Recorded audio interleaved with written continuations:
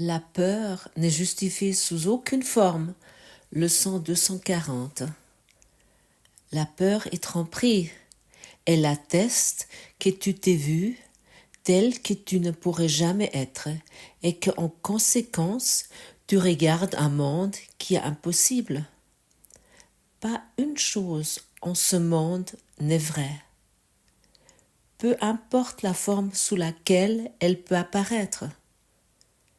Elle ne fait que témoigner de tes propres illusions sur toi-même. Ne nous laissons pas tromper aujourd'hui. Nous sommes le Fils de Dieu. Il n'y a pas de peur en nous, car chacun de nous est une partie de l'amour même.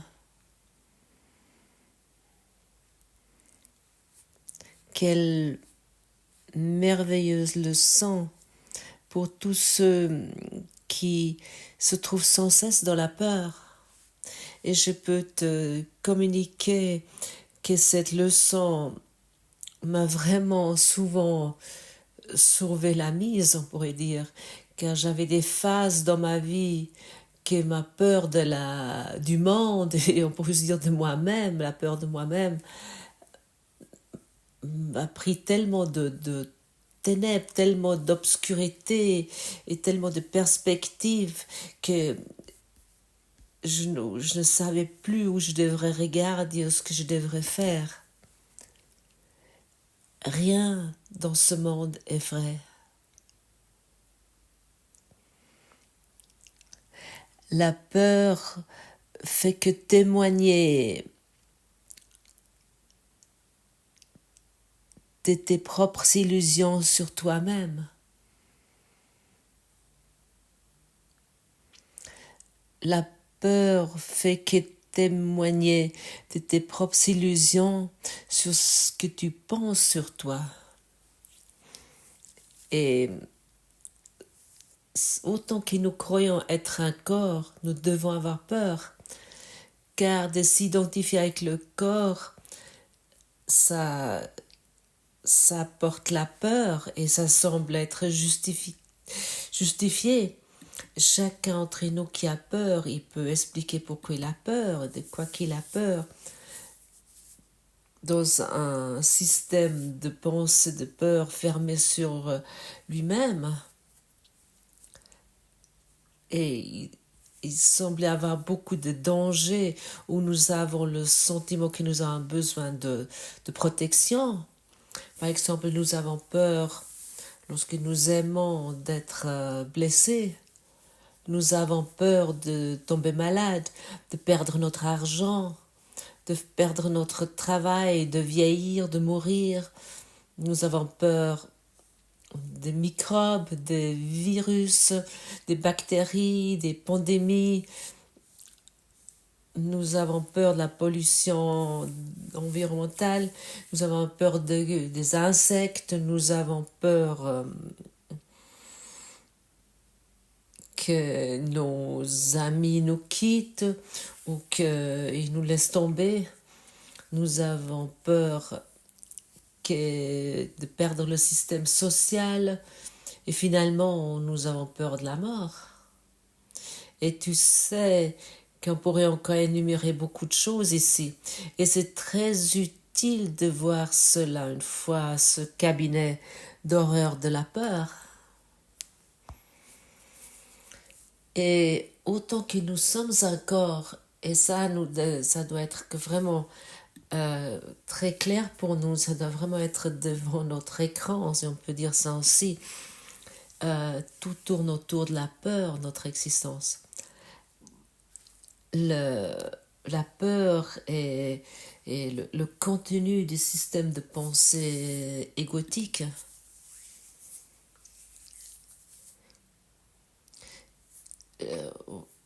L'ego n'est rien d'autre qu'une pensée de peur. Nous nous souvenons, il n'y a qu'uniquement deux états de conscience, soit l'amour, soit la peur.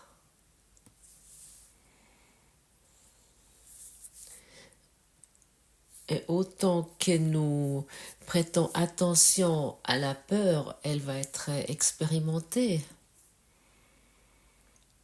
À quel moment j'ai peur? Chaque fois que je la fais. À quel moment j'ai des soucis, des inquiétudes? Chaque fois que je me fais des soucis, ou je suis inquiet. À quel moment j'ai peur d'être malade ou de tomber malade? Chaque fois que je fais cela, c'est moi qui fais cela. À quel moment je crois que toi tu peux me blesser? Chaque fois que je le crois. Seulement lorsque je le crois. Chaque fois, je permets cette pensée non vérifiée, non mise en question dans mon esprit qui est créateur. Et à ce moment-là, bien sûr, il peut faire ce qu'il veut, il peut créer des dégâts. À quel moment j'ai peur de l'avenir? Chaque fois que je me fais des réflexions sur la peur de l'avenir, rien dans ce monde est réel. Merveilleux.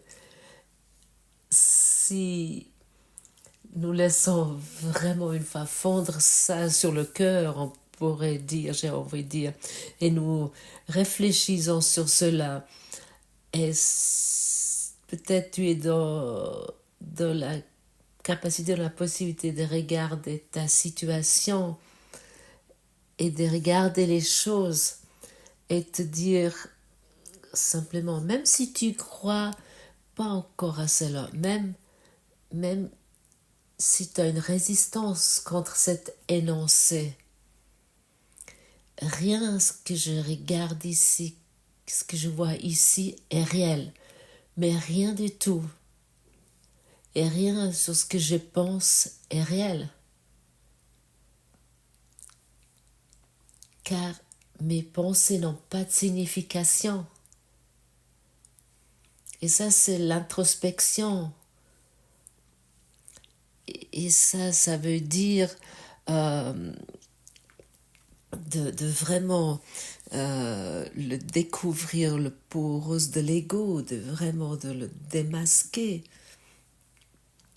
Car si rien dans ce monde est vrai, est-ce qu'à ce moment-là, ce corps est ce que je suis?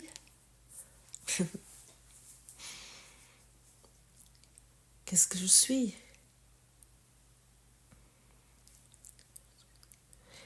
Qui suis-je? Est-ce que c'est la conscience que je suis ou est-ce que c'est le corps ce que je suis? Qu'est-ce que je suis? C'est quoi ce que je suis? Est-ce que l'esprit est vulnérable? Est-ce que l'esprit peut être blessé? Ou est-ce que c'est le corps qui peut être blessé? Et j'aimerais te poser une question très décisive. Est-ce que c'est possible que le corps peut mourir et toi tu peux continuer à vivre?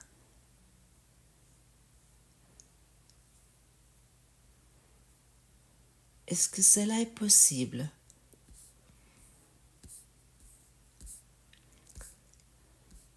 Est-ce que tu as déjà une fois expérimenté directement la mort? Ou est-ce que la vie est tout ce que tu connais? Est-ce que toi directement, as-tu expérimenté directement la mort ou est-ce la vie la seule chose que tu connais?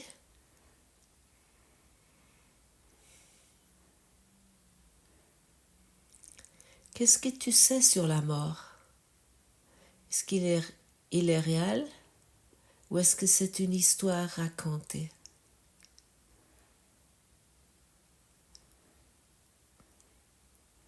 Vérifie cela pour toi. Qu'est-ce que tu es? Si rien dans ce monde est réel, est-ce qu'à ce moment-là, tu es impuissant? Arrête-toi et vérifie cela pour toi. Est-ce que tu es impuissant? Qu'est-ce que tu es tout le temps? Et qu'est-ce qu'est une idée passagère ou une émotion temporaire? Tu existes maintenant, tu es la vie maintenant.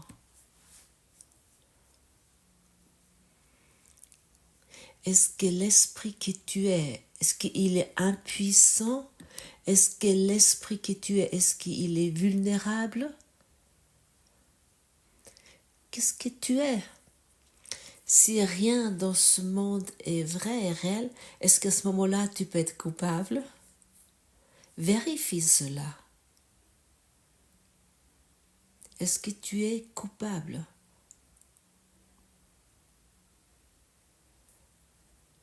Il semble avoir un sentiment de culpabilité, mais qui expérimente ce sentiment de culpabilité? Tu vas me répondre oui, moi. Et je vais te nouveau poser la question, qu'est-ce que tu es?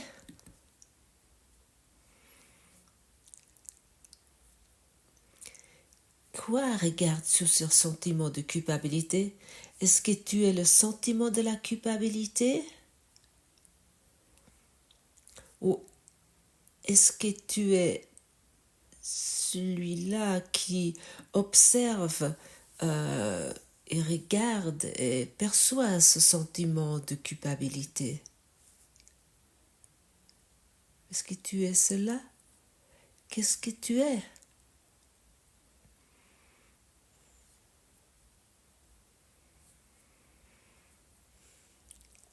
Est-ce que l'esprit est coupable? Ou est-ce que c'est simplement là, c'est présent et tu crois à cela? Qu'est-ce que tu es? Est-ce que tu es pur esprit ou est-ce que tu es ce sentiment de culpabilité? Si rien dans ce monde est réel, est-ce qu'à ce moment-là, tu as encore besoin d'avoir peur de quoi que ce soit? Qu'est-ce qui a peur? Est-ce que la peur est justifiée dans la situation où tu te trouves?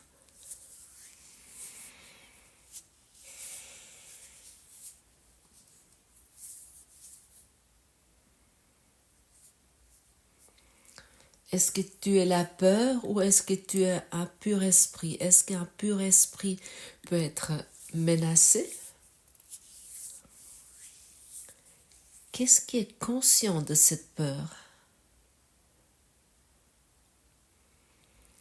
Bien sûr, il y a un sentiment de la peur, mais c'est qu'un sentiment déclenché par une pensée. Est-ce que tu pourrais abandonner ce sentiment de la peur? Est-ce que tu es prêt d'abandonner ce sentiment de la peur? À quel moment? Vois-tu, tout est ta décision.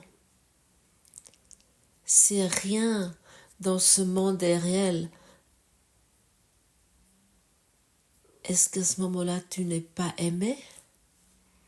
Est-ce que quelqu'un peut te rejeter? Qu'est-ce que tu es? Est-ce que tu es pur esprit?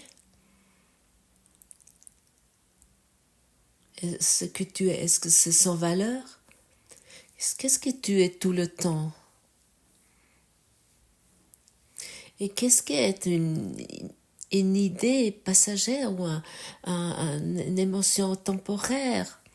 Une idée passagère et par exemple, cette idée, en même pas, c'est une idée passagère, n'est-ce pas? Ce n'est pas vrai. Et tout ce qui est passagère est insignifiant. Tu es Tu es l'existence pure, tu es la présence de vie. Tout ce qui a été énuméré, toutes les questions qui ont été posées ici sont des phénomènes temporaires. Rien, aucune chose dans ce monde est réel, aucune pensée de ce monde est réelle. Est-ce que ce n'est pas un phénomène intéressant si tu explores cela pour toi? Est-ce que toi, tu peux te rejeter toi-même? Non. Toi, en tant qu'essence pure, tu ne peux pas te rejeter. Alors c'est quoi qui se rejette sans cesse? Est-ce que ce n'est pas qu'une idée passagère?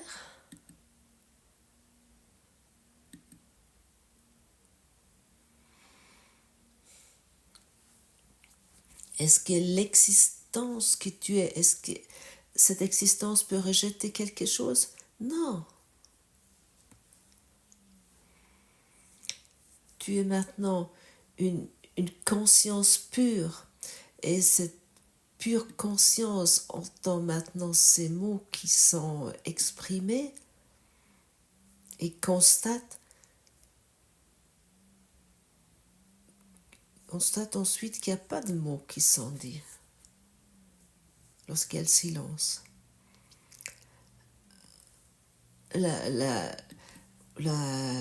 L'existence, la conscience pure entend par exemple des bruits dans une pièce où il voit des personnes dans une pièce qui font des choses, des actions dans cette pièce, mais la conscience que tu es, cette conscience que tu es véritablement n'est pas du tout dérangée ou interpellée par cela d'une façon différente. Parce que tu es conscient, sois conscient des choses sans t'identifier. Et à ce moment-là, tu vas constater que tu peux observer toutes ces choses, tous ces sentiments. Tu peux observer toutes les choses du monde sans t'identifier. Et à ce moment-là, tu peux prendre une décision. Et à ce moment-là, tu prends une décision très claire. Est-ce que j'ai besoin de ce sentiment, de la peur, de rejet, de se sentir coupable? Ou l'idée que tu es impuissant? Est-ce que j'ai besoin de ce sentiment? Et tu vas te dire, mais non, j'ai pas besoin de ces sentiments. C'est totalement idiot si je crois encore à ces choses. Mais autant que nous sommes identifiés à ces choses et ces sentiments, nous croyons nous-mêmes que nous sommes cela. Pratique, toi, dans ces questions. Exerce cette approche. Et ensuite, prends une décision. Par exemple, Kenneth Wapnick, lui, il a amené cet énoncé, cette expression, le libre arbitre. Et il a vraiment indiqué très clairement, autant que nous nous trouvons dans une situation et nous nous imaginons d'être cette émotion impuissance, ce sentiment d'impuissance, nous ne prenons pas de décision.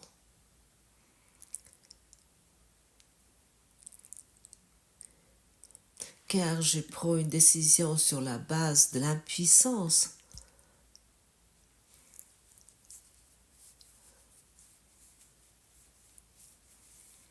Mais si je me pratique dans l'introspection et je me pose la question, par exemple, est-ce que je suis ce sentiment d'impuissance?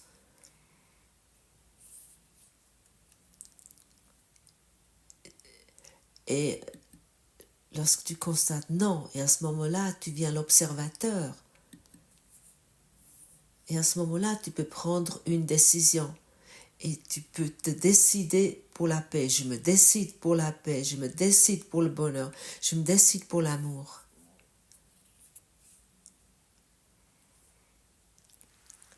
La peur n'est justifiée sous aucune forme. Et la peur est tromperie et nous tombons sans cesse dans ce piège. Et nous, jusqu'au moment que nous ne le faisons plus, et nous abandonnons enfin, et nous reconnaissons enfin que nous sommes déjà sauvés. Et nous devons uniquement accepter cela, nous devons accepter le salut. Qu'est-ce qui fait le salut? Le salut ne fait rien, nous devons simplement reconnaître que nous sommes déjà sauvés. Et dans le moment que nous avons commencé à rêver ce monde, elle a déjà été pardonnée. Mais c'est que nous continuons à dérouler ce scénario incessant jusqu'au moment que nous constatons que nous n'avons plus besoin. Est-ce que toi, tu as déjà une fois fait l'expérience de la mort? Oui, toi? Ou est-ce que tu fais maintenant et toujours tu fais uniquement l'expérience de la vie? Comment serait-il s'il n'y avait pas la mort?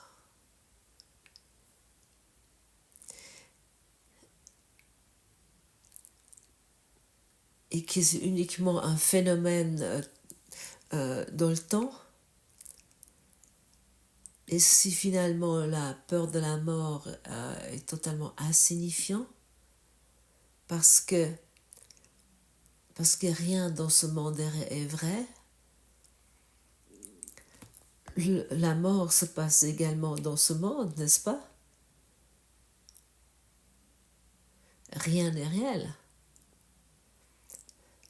C'est vraiment très utile de réfléchir sur cela et d'aller dans la pratique et de se vraiment poser ces questions concernant cela. Lorsque tu constates que par exemple que tu n'es pas coupable, à ce moment-là tu es libre. Parce que qui ou quoi te donne ce sentiment de culpabilité? C'est uniquement l'ego. Et pour cette raison, Jésus nous dit dans ce cours en miracle, pour cette raison, j'aime bien mentionner de ce Jésus du cours en miracle. Il te dit très clairement que tu n'es pas coupable, que tu n'as jamais pu être coupable de toi.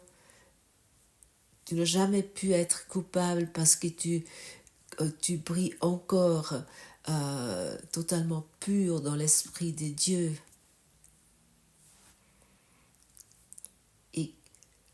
Et celui qui est innocent ne peut pas avoir peur. Celui qui n'est pas coupable ne peut pas avoir peur.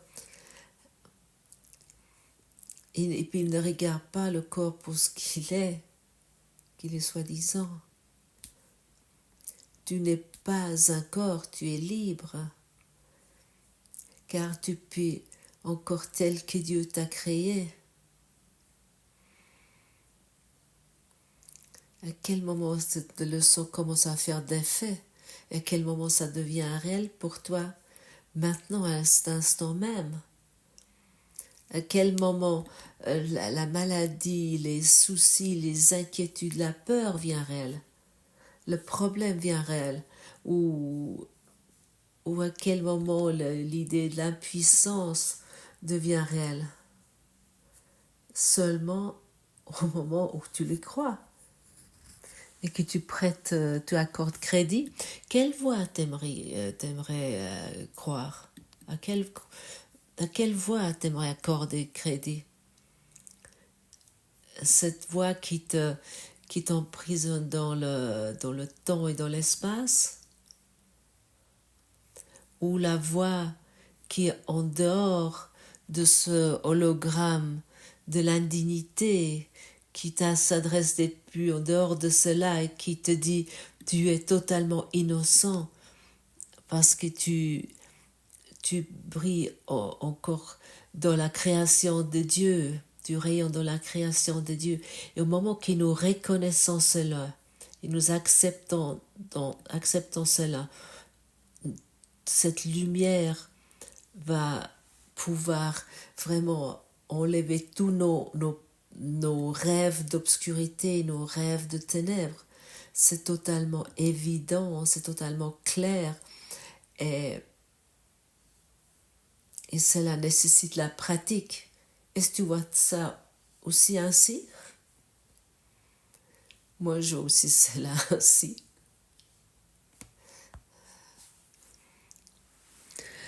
Comme nos peurs sont sottes, permettrais-tu que ton fils souffre? Donne-nous la foi aujourd'hui pour reconnaître ton fils et le rendre libre. Pardonnons-lui en ton nom afin de comprendre sa sainteté et de ressentir l'amour pour lui qui est aussi le tien.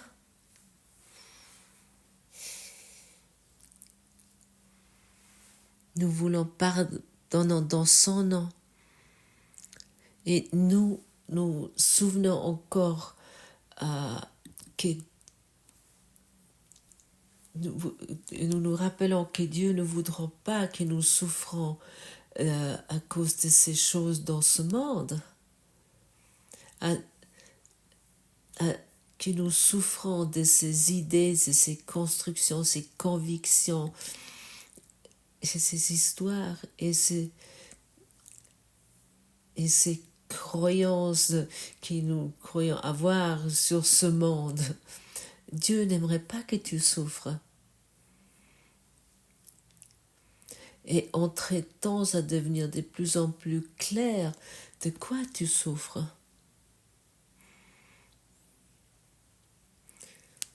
Mais uniquement à l'idée d'être impuissant, d'être coupable, d'être un corps, d'avoir peur et de se faire des soucis.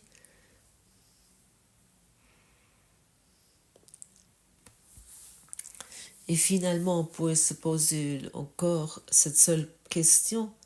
À quel moment, toi, tu termines cela? Est-ce que tu es prêt? Est-ce que tu es déterminé d'arrêter toutes ces histoires? À quel moment? Maintenant. Seulement maintenant.